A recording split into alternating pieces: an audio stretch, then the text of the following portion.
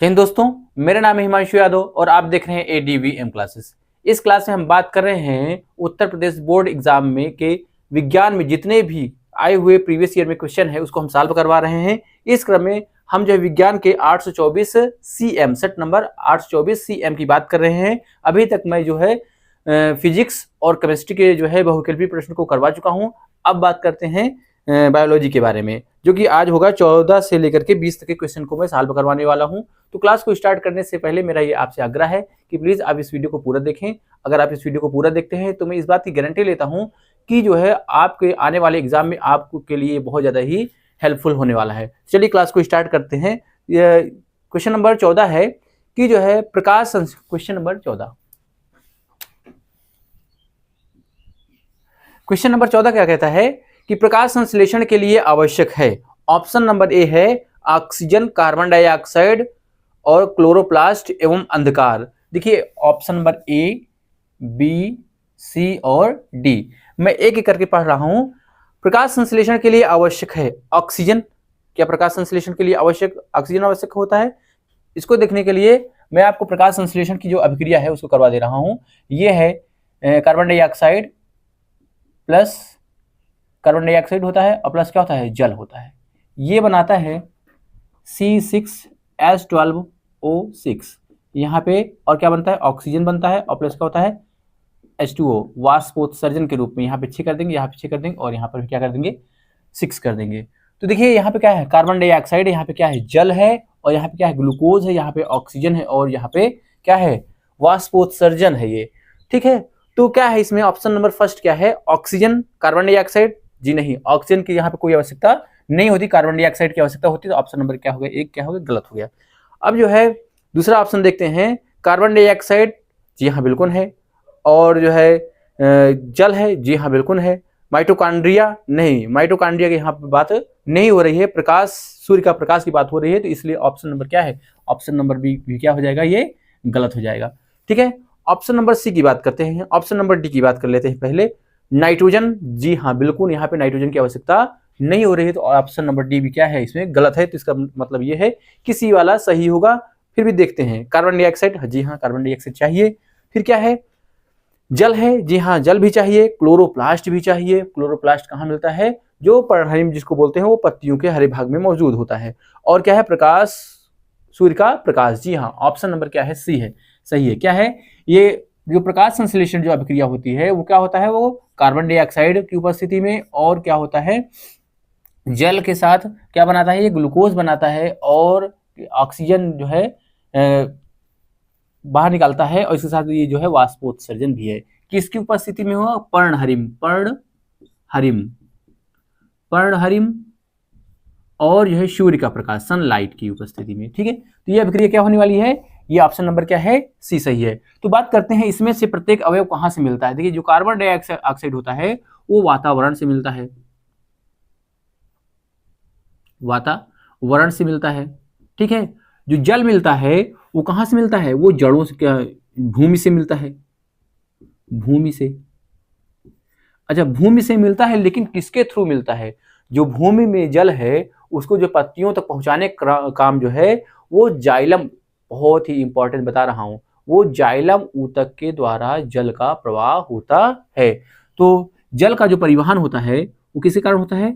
जल का परिवहन किसके कारण होता है? जाइलम ऊतक के द्वारा, जाइलम ऊतक के द्वारा होता है। तो ये रहा जल का प्रवाह। जब जाइलम ऊतक के द्वारा जल का प्रवाह होता है तो जो अन्य जो खनिज लवण है, अन्य लवण या अन्य पदार्थ, अन्य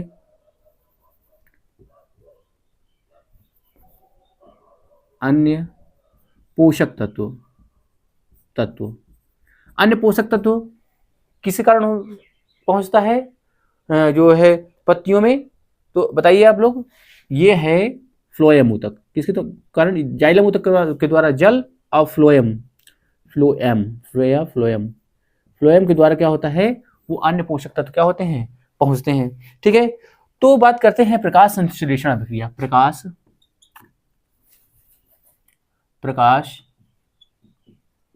संश्लेषण,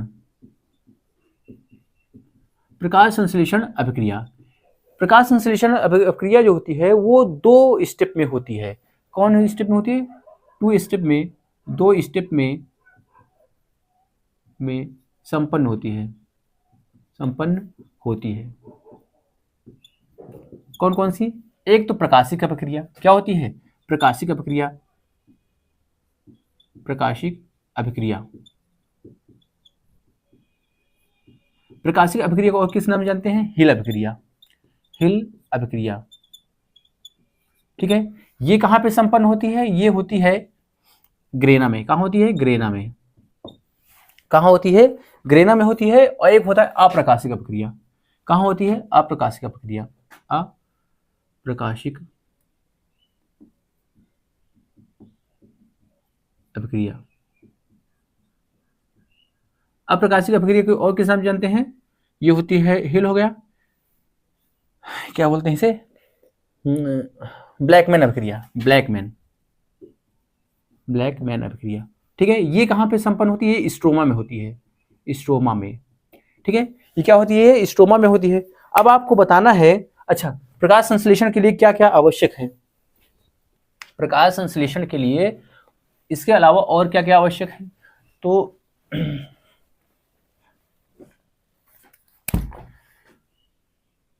प्रकाश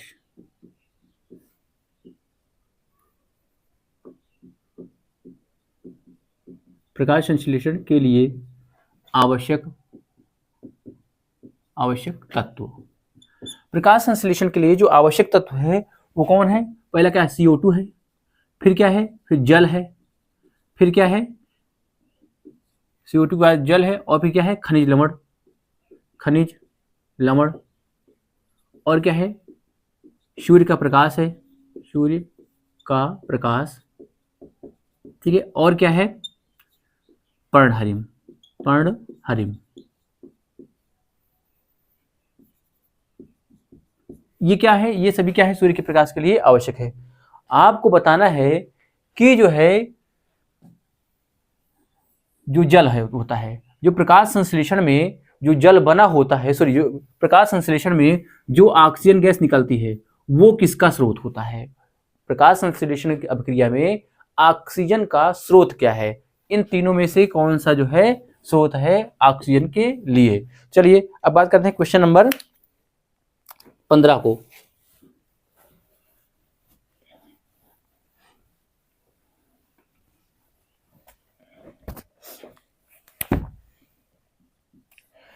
क्वेश्चन नंबर 15 कहता है, थायरॉक्सिन हार्मोन बनाने के लिए किसकी आवश्यकता पड़ती है? ऑप्शन नंबर ए है, ऑप्शन नंबर बी है, ऑप्शन नंबर सी और ऑप्शन नंबर डी। तो क्या है इसमें? क्लोरीन? जी नहीं, क्लोरीन की बिल्कुल भी आवश्यकता यहाँ पे नहीं होती है। फ्लोरीन की भी आवश्यकता नहीं होती है। ऑप्शन नंबर डी क्या है इसमें?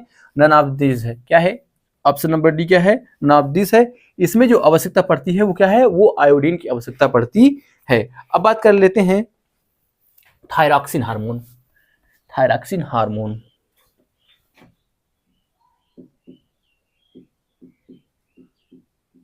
थायरॉक्सिन हार्मोन कहां बनता है? थायराइड ग्रंथ में बनता है। अच्छा, इसे और किस नाम जानते हैं? T4 के नाम से भी जानते हैं। अच्छा, इंपॉर्टेंट है, थायरॉक्सिन हार्मोन को जो है T4 के नाम से जानते हैं। कहां बनता है? कहां बनता है? थायराइड ग्रंथ में, थायराइड ग्रंथ में कहां बनता है? थायराइड ग्रंथ में। किसके द्वारा होता है? आयोडीन के कारण होता है, आयोडीन, आयोडीन के द्वारा। थायरॉक्सिन हार्मोन का जो है, किस थायरॉक्सिन हार्मोन का जो निर्माण है वो आयोडीन के द्वारा होता है। अच्छा, इसी कमी से कौन सा रोग होता है?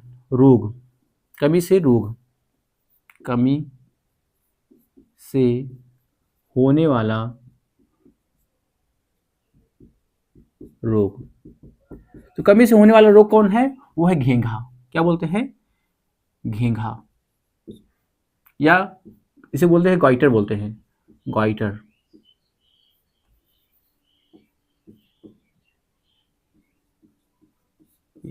कमी से होने वाला जो रोग है वो घेंघा है। आप लोग देखोगे यहाँ पे क्या होता है, यहाँ पे सॉरी जो है यहाँ पे जो गला है वो क्या होता है, वो फूल जाता है, इसमें सूजन आ जाती है, उसे बोलते क्या, घेंघा रोग। अच्छा ये बात है। अच्छा अब इसके बाद बात करते हैं कि जो है विटामिन ए की बात कर लेते हैं। विटामिन की बात कर लेते हैं। Vitamin A, vitamin B, vitamin C, vitamin D और विटामिन ई। ठीक है, विटामिन ए की कमी से जो होने वाला रोग है वो क्या है, वो रतौंधी है। क्या है, रतौंधी है। विटामिन बी से बेरी बेरी, जो एग्जाम में आता है मैं उसी की बात कर रहा हूँ। विटामिन बी की कमी से बेरी बेरी। विटामिन सी की कमी से जो रोग होता है वो होता है पायरिया। ठीक है, विटामिन डी की कमी से जो रोग होता है उसे रिकेट्स बोलते हैं, रिकेट्स। ठीक है, और विटामिन ई की कमी से जो होता है वो उसमें क्या आती है, नपुंसकता आती है। इसमें कोई खास ये नहीं, इसको आप मत लिखिए। ठीक है, और एक होता है विटामिन के। विटामिन के की जो होता है कमी से रक्त का थक्का, रक्त का थक्का। विटामिन की जो होता है वो रक्त का थक्का जमाने में के लिए क्या होता है, सहायक होता है। आपको बताना है कमेंट सेक्शन में कि जो है जल में घुलनशील विटामिन और जो है वसा में घुलनशील विटामिन, दो बताना है आपको। एक जल में घुलनशील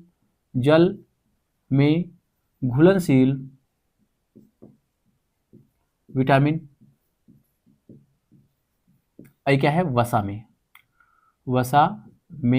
घुलनशील विटामिन। आपको क्या करना है, कमेंट सेक्शन में इसका जो है आपको जवाब देना है। अब बात करते हैं क्वेश्चन नंबर 16।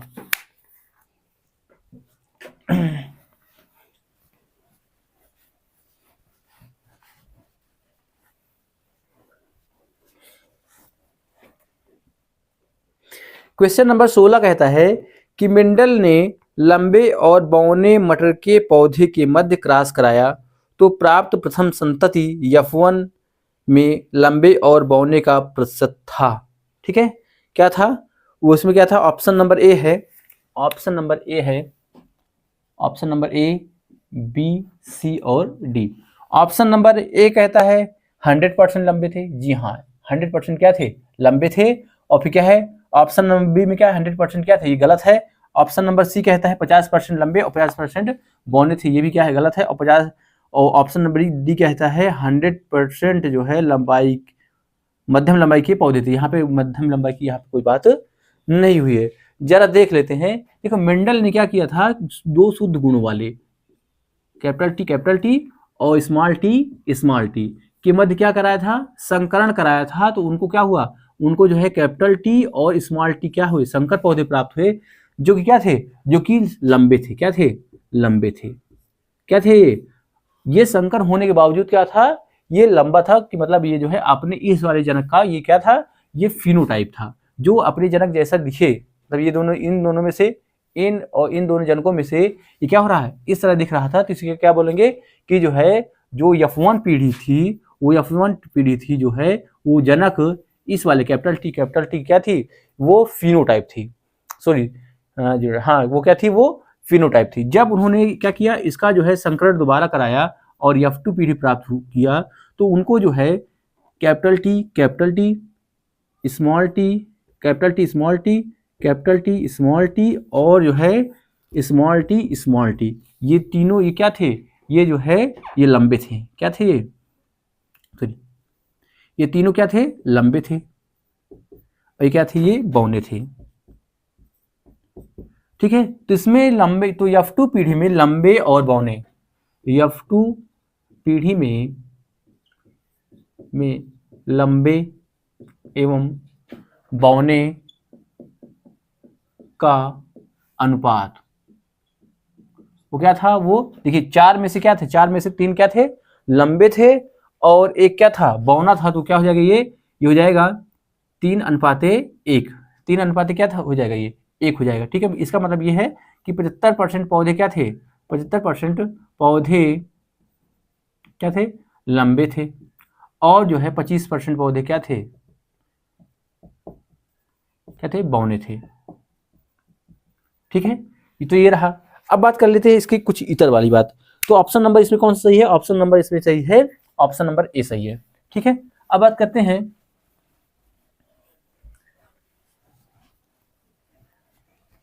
कि किसने किया था ये प्रयोग को? इस प्रयोग को ग्रेगर मेंडल ने किया था। किसने किया था? Gregor Mendel. ग्रेगर मेंडल को क्या कहा जाता है? आनुवांशिकी का जनक कहा जाता है। कहां? आनुवांशिकी का जनक। ग्रेगर मेंडल को क्या कहा जाता है? आनुवांशिकी का जनक। क्या थे ये? थे पादरी थे। क्या थे? ये एग्जाम में बहुत ज्यादा है, जितना मैं लिखा दिया हूं उतना एग्जाम में बहुत ही ज्यादा आया है। ठीक है, तो ग्रेगर मेंडल क्या थे? ग्रेगर मेंडल एक पादरी थे। कहां थे? ऑस्ट्रिया में। ऑस्ट्रिया एक क्या है? देश है। ऑस्ट्रिया में क्या थे? पादरी थे। ठीक है, किस पर प्रयोग किया था? मटर के पौधे पर। मटर के पौधे। कौन सी मटर थी? उद्यान मटर थी। अच्छा, उद्यान मटर। ठीक है, कितने गुणों को देखा था? 7 पर्यासी लक्षण। 7 लक्षणों पर उन्होंने क्या किया था? अध्ययन किया था। ठीक है, अच्छा, जीन क्या होता है? जो गुणों को ट्रांसफर करने वाला जो कारक होता है उसे जीन कहते हैं। गुणों या कहोगे लक्षणों, ये जो 7 लक्षण है उसे बोलते हैं। ठीक है, तो लक्षणों को क्या? स्थानांतरित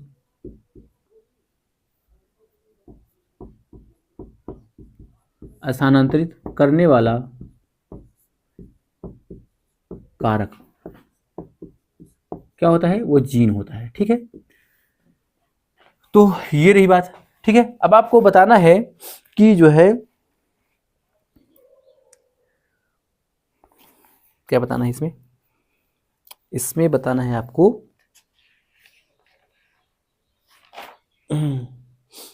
चलिए, अब आपको इसमें क्वेश्चन एक बताना है कि बताइए, हाँ, कि जो है ये जीन है, ये क्या है? ये जीन है। ठीक है, तो ये क्या है? ये एक पूरा जीन है। ये जीन है। जीन के अंदर दो पर्यासी लक्षण होते हैं। ये क्या है? जैसे एक लंबापन और बौनापन। इसको क्या कहते हैं? जीन के अंदर जो पर्यासी जो है, जो विपरीत लक्षण मौजूद होते हैं, उसको किस नाम से जाना जाता है? ठीक है, आपको ये क्वेश्चन क्या करना है? बताना है। अब आप क्वेश्चन नंबर बात करेंगे, क्वेश्चन नंबर 17 की बात करेंगे।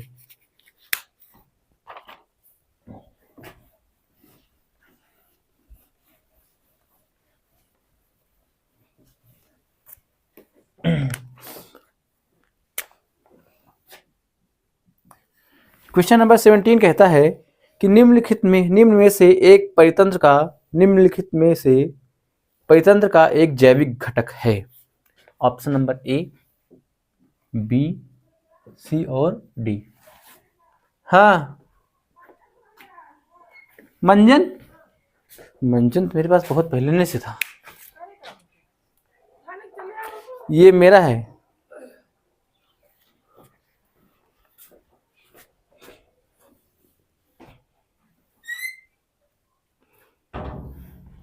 क्वेश्चन नंबर 17 कहता है कि जो है निम्न में से कौन एक परितंत्र का जैविक घटक है? नाम से ही पता चल रहा है कि इसमें क्या होगा? जैविक का मतलब होगा कि जिसमें क्या होगा? जीवन होगा। तो जीवन किस में होता है?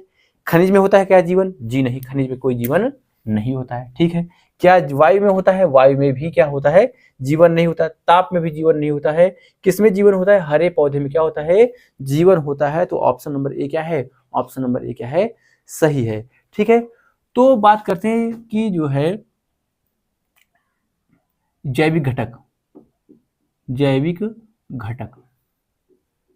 जैविक घटक कितने होते हैं? एक तो होता है बैक्टीरिया होते हैं, सॉरी, एक होता है पादप। क्या होते हैं? पादप। इसे और किस नाम जानते हैं? इसे बोलते हैं उत्पादक के नाम से। उत्पादक। जैविक घटक जो होते हैं वो 2 प्रकार के होते हैं। जैविक घटक ये 2 प्रकार के होते हैं। एक होता है उत्पादक। उत्पादक में कौन आता है? इसमें आता है पौधे, पेड़ पौधे आते हैं। ठीक है, इसमें कौन आते हैं? पेड़ पौधे आते हैं। और एक होता है उपभोक्ता। इसमें कौन आते हैं? इसमें आते हैं प्रथम श्रेणी उपभोक्ता। ठीक है, फिर क्या है द्वितीय श्रेणी, द्वितीय श्रेणी, और क्या है ये तृतीय श्रेणी। श्रेणी उपभोक्ता का मतलब जो है जितने भी क्या होते हैं खाने वाले हैं, जितने भी जंतु होते हैं वो किस में आते हैं, उपभोक्ता में आते हैं। यहाँ बात हो रही प्रथम श्रेणी। प्रथम श्रेणी का उपभोक्ता कौन होता है, जो क्या करता है, जो पौधे को खाते हैं उसे बोलते हैं प्रथम श्रेणी। तो यही से यहाँ पे क्वेश्चन पूछता है कि प्रथम श्रेणी का उपभोक्ता कौन होता है। तो जितने भी शाकाहारी हैं, जितने भी शाकाहारी, जितने भी शाकाहारी, जितने भी शाकाहारी होते हैं, जैसे क्या है चूहा, चूहा, ठीक है, हिरन, और क्या चूहा हिरन है, और क्या है वो है भैंस, ठीक है, ये सभी क्या है, ये प्रथम श्रेणी के उपभोक्ता है। फिर द्वितीय में जो इनको खाते हैं, और तृतीय में जो है जो सर्वश्रेष्ठ जो उपभोक्ता होते हैं वो कौन से होते हैं, वो तृतीय श्रेणी के उपभोक्ता माने जाते हैं। ठीक है, तो ये रही बात। अब आपको बताना है कि जो है अच्छा ये जैविक की बात हो गई। अब बात कर लेते हैं अजैविक घटक। अजैविक घटक, अजैविक घटक कौन होते हैं, इसमें होता है ताप, और क्या होता है मृदा, और क्या होता है ताप हो गया, मृदा हो गया, जल हो गया, और क्या हो गया ताप हो गया, मृदा हो गया, और जल, इसके अलावा खनिज। ये सभी क्या होते हैं, ये सभी अजैविक घटक होते हैं जिनमें क्या होता है जिंदगी नहीं पाई जाती है। ठीक है, अब आपको बताना है कि जो है बताइए कछुआ, कछुआ किस श्रेणी का उपभोक्ता है। कछुआ जो है किस श्रेणी का उपभोक्ता है, आपको क्या करना है कमेंट सेक्शन में आपको इसका जो है जवाब देना है। ठीक है, अब बात करते हैं क्वेश्चन नंबर 18।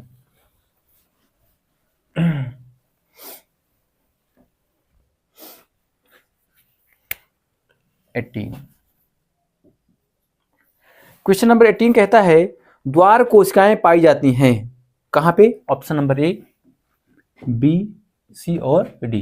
द्वार कोशिका कहां होती हैं, क्या फेफड़े में होती है, नहीं, द्वार कोशिका फेफड़े में नहीं पाई जाती हैं। ठीक है, फिर द्वार कोशिका को क्या बोलते हैं, रंध्र भी बोलते हैं। ठीक है, रंध्र कोशिका। ठीक है, फिर क्या होता है, क्या यकृत में है जी, यकृत में भी नहीं पाई जाती है। ठीक है, फिर क्या स्टोमेटा में, जी हाँ स्टोमेटा में पाई जाती है, और हृदय में ये नहीं पाई जाती है। तो द्वार कोशिका कहाँ होती है, ये देखिए मैं द्वार कोशिका बना दे रहा हूं, आपको शायद पता भी होगा, ये है, ये द्वार कोशिका। ठीक है, यहां से क्या होता है, यहां से कार्बन डाइऑक्साइड क्या होती है, सॉरी कार्बन डाइऑक्साइड क्या करता है, ये ग्रहण करता है, और द्वार कोशिका से ही क्या करता है, ये रंध्र से ही क्या करता है, रंध्र से ही वो ऑक्सीजन को क्या करता है बाहर निकालता है। ये कहाँ होता है, ये पत्तियों में पाई जाती है, और प्रकाश संश्लेषण की क्रिया में क्या होता है, ये यहीं से संपन्न होती है। ठीक है, तो इसके बारे में हम लोग चर्चा कर चुके हैं, तो इसके बारे में हम कोई क्वेश्चन नहीं जो है नहीं करने वाले हैं। अब हम बात करेंगे वायुमंडल के ऊपरी सतह में क्वेश्चन नंबर 19। क्वेश्चन नंबर 19 क्या कहता है,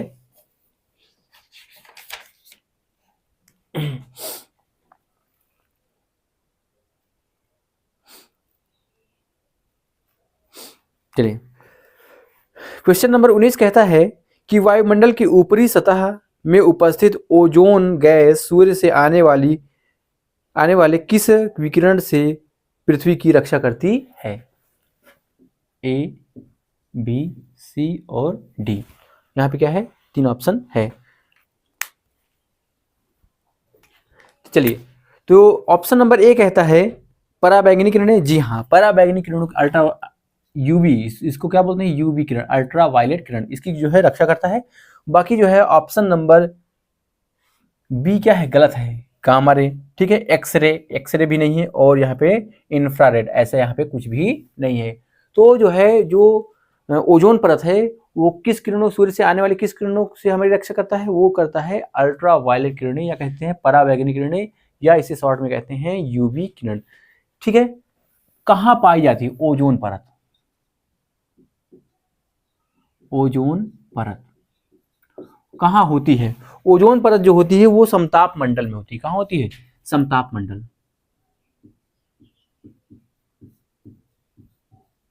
समताप मंडल में पाई जाती है। ठीक है, अच्छा, ओजोन परत को जो है कौन हानि पहुंचे, खतरनाक जो है ओजोन परत को कौन हानि पहुंचाता है, ये होता है CFC। क्या होता है? CFC। अच्छा, CFC किसे पाया जाता है? ये जो होता है वो रेफ्रिजरेटर में, ठीक है। और कहाँ होता है? और जो फोम होता है, ठीक है, फोम में पाई जाती है, ठीक है। अब बात करते हैं कि ओजोन परत को किससे नापते हैं? ओजोन परत की इकाई, ओजोन परत की इकाई, ये क्या होता है? डॉप्सन होता है, ठीक है। ये क्या होता है? डॉप्सन। इसे DU से लिखते हैं, ठीक है। तो ओजोन परत की जो इस समय जो हमारी जो है पृथ्वी में जो समताप मंडल में उसकी मोटाई कितनी है? वो है 330 डॉप्सन है, ठीक है, DU है। अब आपको बताना है कि जो है CFC का फुल फॉर्म क्या होता है? ये एग्जाम में कई बार आया है। आपको क्या बताना है? CFC का फुल फॉर्म, CFC का जो है आपको क्या करना है? फुल फॉर्म जो है कमेंट सेक्शन में आपको बताना है। अब बात करते हैं क्वेश्चन नंबर 20।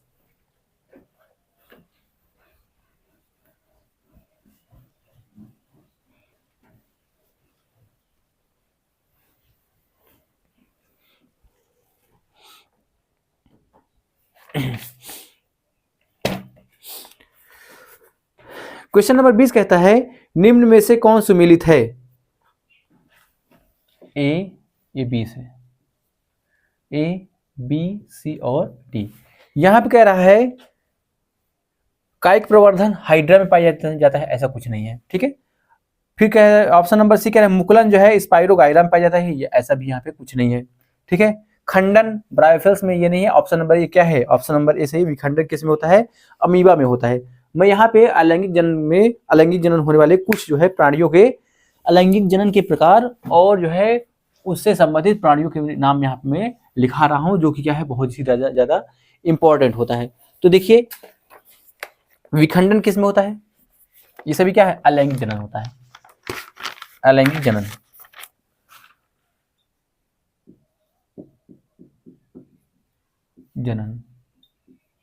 अलैंगिक जनन कितने प्रकार के होते हैं? अलैंगिक जनन होते हैं विखंडन, ये पहला नंबर। दूसरा नंबर क्या है? दूसरा नंबर खंडन। तीसरा नंबर क्या है? तीसरा नंबर मुकुलन। और चौथा नंबर है पुनरुद्भवन।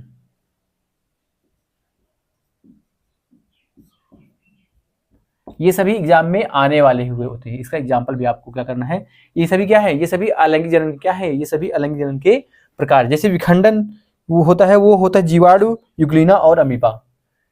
जीवाणु, अमीबा और युग्लिना, ठीक है। खंडन का एग्जाम्पल कौन? हाइड्रा और कौन है? राइजोपस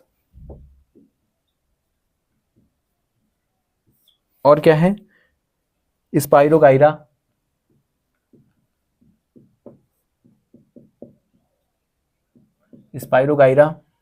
और क्या है? ठीक है। अब मुकुलन में देखिए, मुकुलन में कौन होता है? ईस्ट होता है और क्या होता है? हाइड्रा, ठीक है। यहाँ पे खंडन और इसका जो है मुकुलन दोनों होता है। पुनरुद्भवन में कौन होता है? प्लेनेरिया और हाइड्रा